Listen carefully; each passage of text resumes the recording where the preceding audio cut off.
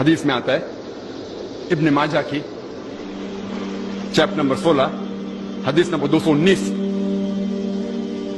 جو اللہ کے رسول کہتے ہیں یا ابو در، تم اگر ایک آیت کو سمجھو گے وہ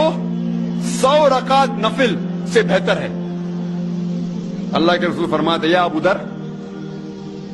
تم اگر ایک قرآن کی آیت کو سمجھو گے وہ 100 رکعت صلاح، نوافل صلاح سے بہتر ہے، اور ایک رکعت میں کم از کم سورہ فاتحہ تو پڑھنا چاہیے آپ کو،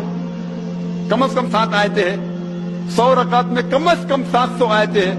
تو اللہ کے رسول فرماتے ایک آیت کو سمجھ کے پڑھنا، سمجھنا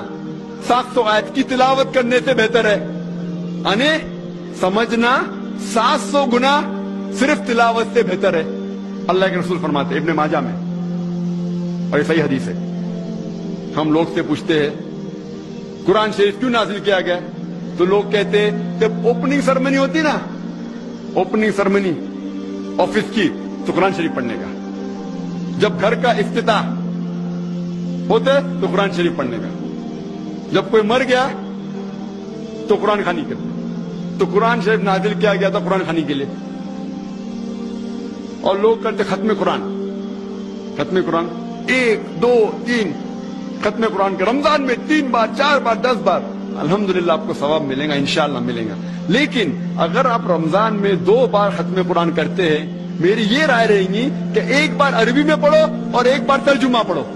وہ بہتر ہے، کم از کم سمجھ میں تو آئیں گا آپ کو۔ اور اگر آپ چاہتے ہیں کہ اوپننگ سرمنی میں قرآن خوانی ہو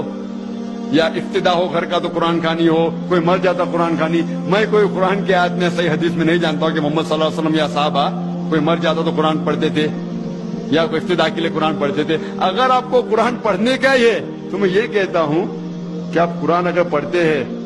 100 مائل کی سپیڈ کے اوپر، 30 لوگ کو بلاتے اور 1 گھنٹے میں ختم کرتے، تو میں کہتا ہوں کہ 2 گھنٹے کے لیے بلاؤ،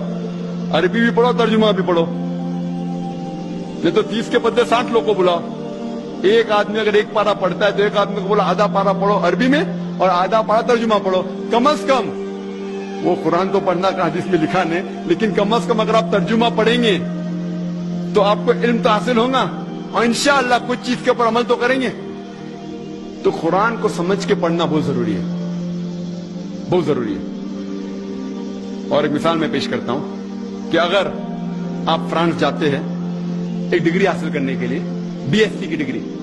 آپ فرینچ نہیں جانتے، آپ کلاس اٹینڈ کرتے ہیں، کلاس اٹینڈ کرتے ٹیچر استاد آپ کو پی دیتا ہے، پریزنٹ، بولتے ہیں حاضر ہے، حاضر ہے تو پی لکھتا ہے، present, P four present, English میں پریزنٹ، آپ پورا سال پریزنٹ رہتے، پی ملتا ہے آپ کو، آپ خوش ہے۔ جب ایگزامینیشن آتا ہے تو کوشچن پیپر، سوال کا جو پیپر ہوتا ہے وہ آپ کو فرینچ میں ملتا ہے، آپ کو فرینچ نہیں آتی، آپ کچھ سمجھ نہیں سکتے، لیکن ایگزامینیشن میں بھی آپ کو پریزنٹ ملتا ہے، پی۔ کیا آپ جواب دے سکیں گے پیپر کا؟ آپ کچھ سوال ہی نہ سمجھے تو جواب کیا دیں گے؟ تو یہ پی جو ہے وہ پریزنٹ کے لیے، پاس کے لیے نہیں، آپ ایگزامینیشن میں فیل ہو جائیں گے۔